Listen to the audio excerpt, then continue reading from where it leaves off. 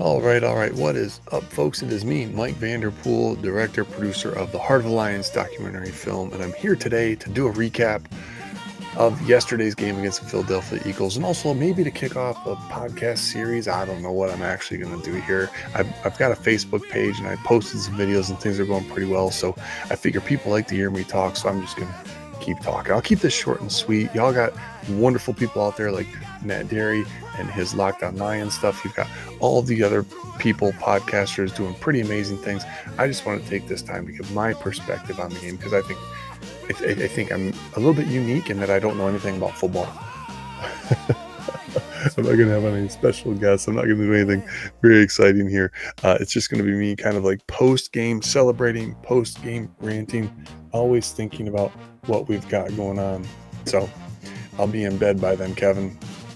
For those of you out there that know me and know Heart of Lions fan, you also know Kevin Lawson. Please go check out the Mancino's Pizza and Grinders in Saline. Kevin does a phenomenal job. Kevin is a big part of my fandom, and I'm really appreciative of him. I wish he was here tonight, but somebody's got to make the donuts. All right, so speaking of making the donuts, holy smokes, folks, what a freaking hole in my heart. Last night hurt.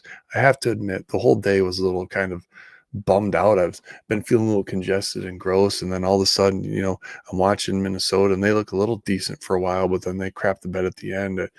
Got the score going there for the Giants. They come out to an early lead, but they can't hold up in Green Bay. So we've got both NFC teams that are in contention with winning. That really put some pressure on us, I felt, and I really wanted to see the Lions win. I mean, last night would have been a huge victory for Lions. We would have kept pace with the Chicago. I can't believe I had to say that.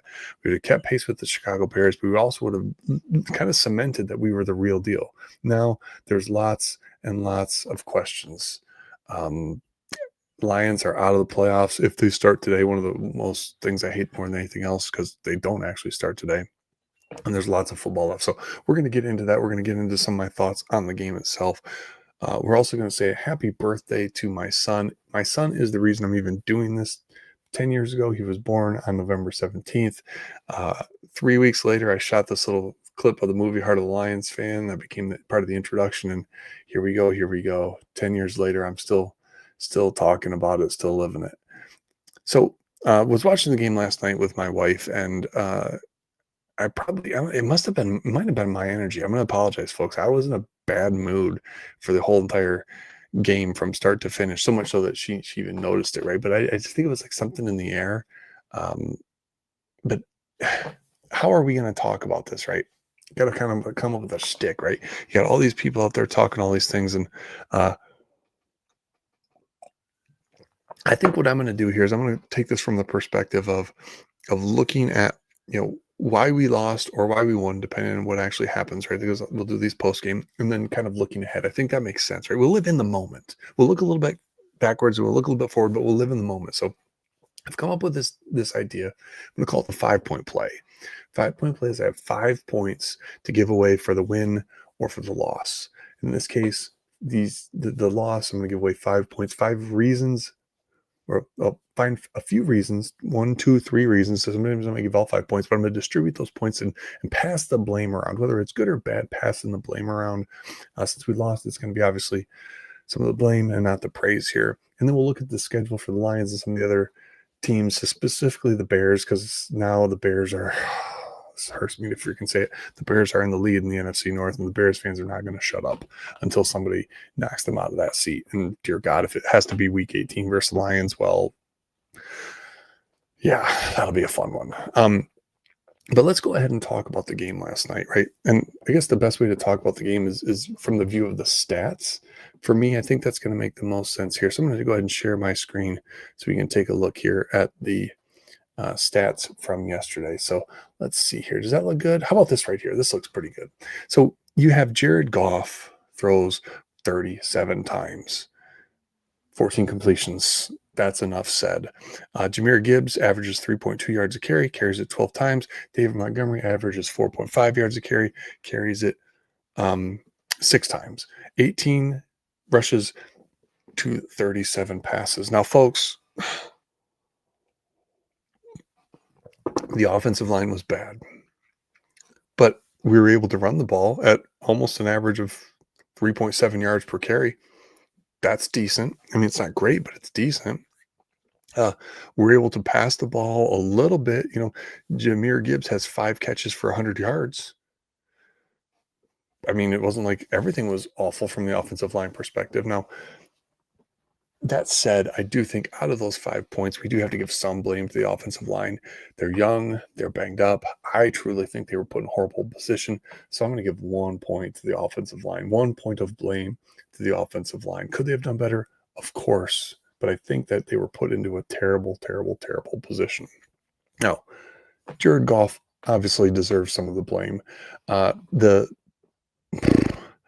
what was he doing?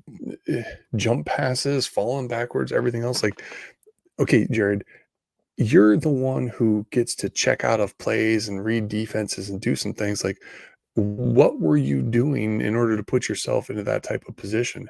Not only that, because I truly think that was more Dan Campbell than you, but dude, you were awful.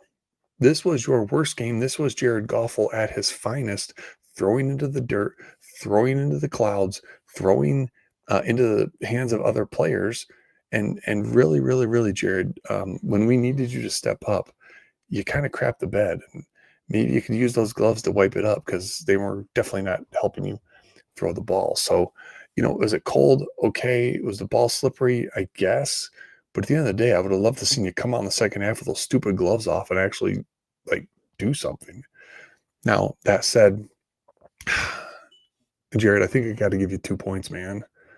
That was a horrible, horrible performance from Jared Goff. If we get more of that Jared Goff, which potentially could, we're in deep, deep trouble.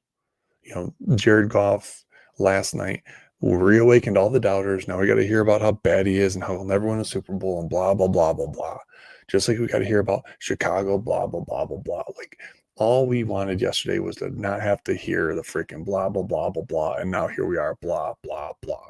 So that's 1 point for the offensive line, 1 point for Jared Goff. That leaves us 3 points, and there's one person that's going to get these 3 points, and that is Dan freaking Campbell. Oh my gosh, Dan, what are you freaking doing, dude? Like, I ripped into Johnny Morton. Johnny No Clue Morton is what I named him back in the day, and now I'm going to have to come up with a new name for you, Dan, because Dan Campbell, this gambler mentality, this going for it on fourth down, this throwing the ball 37 times and putting your quarterback and your offensive line in a horrible, horrible position when you have somebody like Jahmyr Gibbs who is killing it, when you have somebody like Jameson Williams who is phenomenal, when you got somebody like Amon-Ra St. Brown who is not able to connect with Jared Goff, and you can't figure out a way to just hand the ball off to him on a little bit of a trickeration. I mean, dude, Dan, what in the frick was that last night? That was horrible. That was Dan Campbell playing scared. That was Dan Campbell going for it every freaking chance we had. And here's why I'm giving, because I thought about giving Goff over the line too, but I'm giving Dan all three. Dan, he's got a little bit of a problem right now. Last night at the press conference after the game, I heard Jared Goff say something that scared the bejeebus out of me. Jared Goff said, and I'm paraphrasing here because, dear God, that was last night and I'm trying to forget all of that. Jared Goff said, we were trying to make the play on third down to set us up for fourth down. We were trying to make the play on third down to set us up to go for it on fourth down.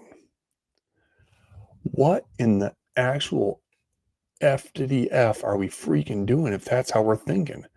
On third down, shouldn't we be thinking about making the third down? Maybe that's why we're not passing down the field, because we're not even trying to get a first down on third down. We're trying to play hero ball on fourth down. And last night, we got it shoved down our throats. It would have been embarrassing. And I'm not even going to talk about the pass interference because everybody wants to talk about the pass interference, the horrible call. Welcome to the NFL. There's horrible calls. But last night, we could have had the ball back. We probably would have crapped the bed again. And we probably would have had a fourth down. We probably would have crapped the bed again because guess what, folks?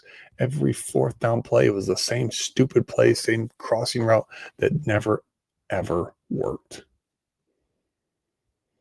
The definition of stupid is doing the same thing over and over and over and expecting a different result. And last night, Dan Campbell was stupid. Dan Campbell had something that worked right in front of him. Jahmyr Gibbs to the outside, whether it was passing or running, the screen action was working. Jahmyr Gibbs to the outside was phenomenal. David Montgomery in the middle actually did fairly well, but David Montgomery only got 6 carries. Jahmyr Gibbs got run up the middle more than David Montgomery. Makes absolutely no freaking sense. So Dan Campbell is getting 3 points. Defense, you balled out. Defense, you're awesome. JMO, you're awesome. I don't even care if you hump the freaking post. It was a tough one last night, folks, but we got to look ahead. So let's do this. Let's go ahead and look at our schedule, right? We got the Giants at home. Should be a no-brainer like Washington. We never lose 2 in a row. We're at home. Giants are terrible, blah, blah, blah. Okay. We can win that one 6-4, maybe 7-4, maybe. The Packers is a must-win game. That Packers is a must-win game, so we got to count that as 8-4. Cowboys are awful, 9-4. Rams maybe 9-7,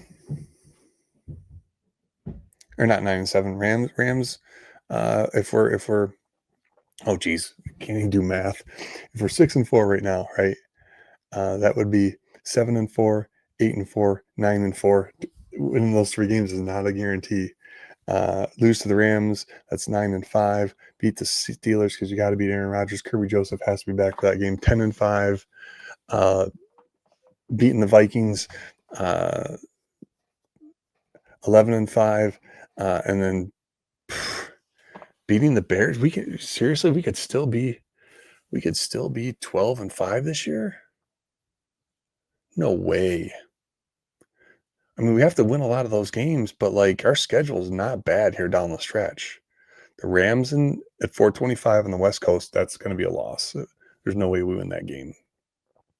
But all these other games are winnable. January 4th, that's going to be a primetime game because it's going to be close.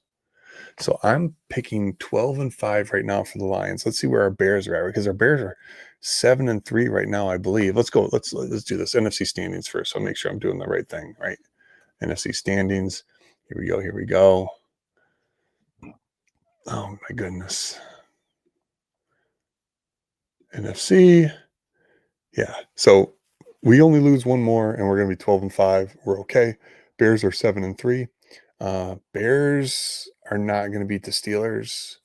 That's 7-4. Bears are going to lose to the Eagles. That's 7-5. That's Bears versus the Packers. They'll split there, so that'll be 8-6. Browns, they'll beat the Browns. 9-6. Wait, what 3 games are they losing? 1, 2, 3. And then the 49ers, yeah, they've got a tougher schedule than we do. That's going to be a nighttime game there. Why are they playing December 28th? Oh, they've got another game too, don't they? And then obviously the Lions. So if we look at the games that they have left, they're going to lose 1, 2, 3, 4. They'd be 10-7. We're going to be in first place. That's it. That's what I'm going to say. Detroit Lions, I know it's dark right now. This is, if you follow movies, follow this dark night of the soul thing here. Looking at this makes me want to throw open my freaking mouth, seeing that we're in 3rd place in this division. Well, let's look at the Packers schedules here. Because, I don't want to discount the Packers. And this will be the last thing we do, right? They'll have to lose to the Lions. They'll split there. That's 1, 2. There's 3 losses there. 3 losses there. That's going to put them at, we can only lose one more game. We can only lose to the Rams. So, all right, folks, all is not lost. We can right the ship. Dan Campbell, you got to pull your head out of your ass. This gambler mentality, stop. Sometimes it's okay to fold pocket aces. Yeah, you heard me. Sometimes it's okay to fold pocket aces. Did you see in the World Poker Tour this weekend, somebody had pocket aces? The flop came 3 diamonds to a flush. Suited, obviously suited, but king and queen, I think, were in there. Maybe it might have been 3 to a royal flush. It was 3 to a royal flush. And then the freaking royal flush comes on the turn. This guy hits 4 aces and loses to a royal flush. Never should have been in the hand because out of the gate, the pair of aces, when you roll 3 freaking suited cards in the next on the flop, get the freak out. Get the freak out. So Dan, learn to freaking hold them. Learn to freaking fold them. You got to know when to walk away and you got to know when to run. And for the love of God, run freaking David Montgomery up the middle and run Jameer Gibbs to the outside. All right, folks. It's been me, Mike Vanderpool. If you like this, give me a like and subscribe. If you don't like this, I don't really care. Peace.